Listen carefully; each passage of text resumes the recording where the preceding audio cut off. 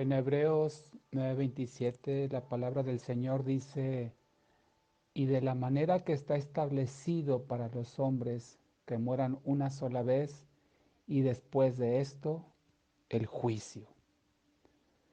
Aunque la muerte espiritual de Adán y Eva fue instantánea cuando ellos pecaron, la muerte física no ocurrió en ese mismo momento, pero allí inició el proceso que al final los llevaría a morir. Esa condición ha sido transmitida a toda la humanidad, es decir, la muerte espiritual y el proceso de deterioro que llevará al cuerpo a la muerte física. Por eso para todos nosotros es natural que una persona muera. Sin embargo, el propósito de Dios no era que el hombre muriera. Dios no creó al hombre para que éste falleciera, pero era una posibilidad cuando lo creó, que se hizo realidad por la rebelión de Adán y Eva contra Dios. Así es que la muerte física inició cuando el hombre fue apartado del árbol de la vida que había en el jardín del Edén. Esto lo puedes leer en Génesis 3:24. Excepto Enoc, Elías y los que estén vivos cuando Jesucristo regrese a la tierra, como lo dice Primera de Tesalonicenses 4, versículos 13 al 18, excepto ellos, todos los demás acabarán en muerte física. La muerte humana es dura y es una realidad inevitable. Implica la separación del espíritu y del alma del cuerpo, como lo dice Santiago 2:26. Y como consecuencia, el fin de todas las funciones orgánicas del ser humano. En la muerte física, el cuerpo regresa a la tierra, donde se descompone hasta que prácticamente se desintegra. Podemos decir entonces que desde el día que nacemos, inicia la cuenta regresiva para el día en que moriremos, ya que la muerte física es algo inseparable al ser humano. La muerte no solo acaba con la vida del que fallece, sino que también deja un rastro de dolor y tristeza profundos en la familia y las personas cercanas de quien fallece.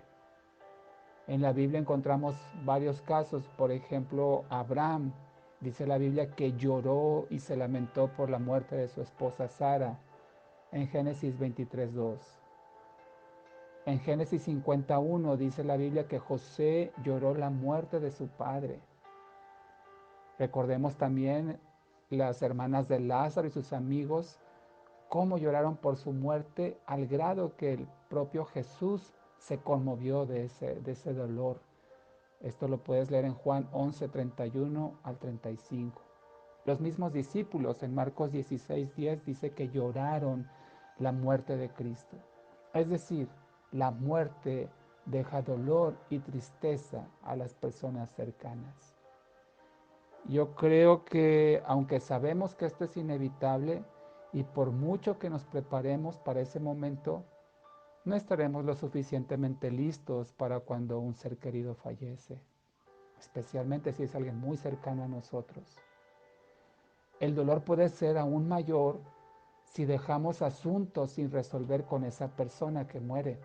Un disgusto, un enojo, un distanciamiento, un problema que los separó. Eso produce un gran dolor y algo que ya no se puede remediar cuando la persona está muerta. Y este dolor sería mucho mayor si la persona que fallece lo hace sin Cristo. Porque dice en Hebreos 9:27, de la manera que está establecido para los hombres que mueran una sola vez y después de esto el juicio.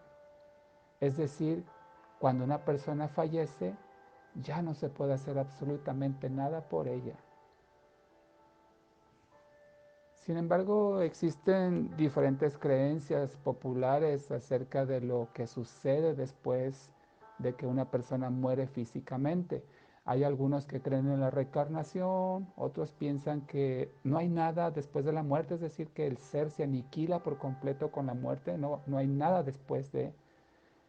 Sin embargo, la Biblia enseña que las almas de las personas que mueren entran en un estado intermedio a la espera de la resurrección.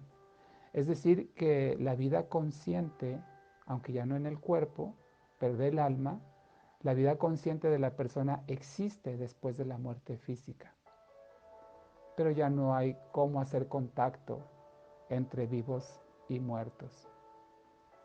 La Biblia nos dice en varios pasajes que los muertos resucitarán corporalmente para pasar la eternidad de acuerdo con dos únicas posibilidades. Los creyentes en Cristo resucitarán con un cuerpo glorificado para vida eterna, pero los que rechazaron a Jesucristo resucitarán con un cuerpo propicio para ser atormentados eternamente. Esto lo puedes leer en Mateo 25:46. Asimismo, la Biblia refiere una palabra que nos debería de reconfortar con respecto a los que mueren en Cristo. Dice la Biblia en varios pasajes, por ejemplo, en Primera de Tesalonicenses 4, versículos 13 al 17, en Primera de Corintios 15, 20, Daniel 12, 2, entre otros pasajes, dice que quienes mueren en Cristo duermen. Quienes fallecen en esa condición, siendo creyentes de Jesucristo, duermen. En cambio, cuando un incrédulo muere, va a esperar a un lugar de tormento llamado Hades, que está siendo reservado para el día del juicio. Y luego vendrá la separación eterna de Dios en un lago de fuego, el cual la Biblia dice que es la muerte segunda. Lo puedes leer en Lucas capítulo 16, versículos 19 al 31. Así que si consideramos que la muerte física es algo inevitable en esta vida, a menos que venga el Señor antes, todos pasaremos por ese proceso. Por eso la Biblia nos exhorta a que estemos en paz con nuestro prójimo, que no tengamos ninguna deuda, ningún pendiente, ningún distanciamiento, especialmente con los más cercanos a nosotros, con nuestra familia. Lo puedes leer en Romanos 12:18 y Mateo 5:24. También la Biblia nos dice, sabiendo que partiremos de esta tierra, que no tengamos tantos apegos a esta vida material. Colosenses 3, versículos 1 y 2. Que no nos aferremos tanto a las cosas de este mundo, porque hay gente que vive como si nunca fuera a irse. Por eso muchos no quieren partir a la presencia del Señor, por todo lo que tienen y han acumulado en esta tierra. Hay una parábola en Lucas capítulo 12 y en el versículo 20 habla de un rico, insensato y necio que había acumulado riquezas y que dice: necio, esta noche vienen a pedir tu alma. Así es que el Señor nos invita a que estemos en paz, que no tengamos tantos apegos a esta tierra, para que llegado el momento, sea que partamos nosotros o parta un ser querido, podamos tener esa paz de que una persona en esa condición no muere, sino que duerme. Ciertamente habrá dolor si es alguien cercano, tristeza, llanto, se extrañará verle, palparle, estar cerca, pero nos reconforta saber, si muere en Cristo, que está en la presencia del Señor. Oremos a Dios. Padre, te damos gracias, Señor, porque nos has dado la oportunidad de habitar esta tierra, Señor, y deseamos hacerlo cada día conforme a tu voluntad y de acuerdo a tus propósitos. Ayúdanos, Señor, para hacer las cosas correctas, para que el día que nos llames a tu presencia, Señor, podamos irnos en paz, tranquilos, sabiendo que no dejamos ninguna deuda, ningún problema aquí en esta tierra con nuestras personas cercanas, Señor. Asimismo, ayúdanos a estar en paz, Señor, primeramente con nuestros familiares, con las personas próximas a nosotros, con nuestro prójimo, para que si tú los llamas a tu presencia, no quede en nosotros ningún pendiente, no quede nada que no se haya resuelto, Señor. Y ayúdanos también, Padre, a llevar tu palabra de esperanza y aliento a aquel que está en una situación difícil, ya sea que haya perdido un familiar o que esté por fallecer, para que se pongan a cuentas contigo, te entreguen su vida y de esta manera puedan asegurar la salvación eterna que tú nos das en Cristo Jesús. Gracias te damos por esto, Señor, en el nombre de Jesucristo. Amén.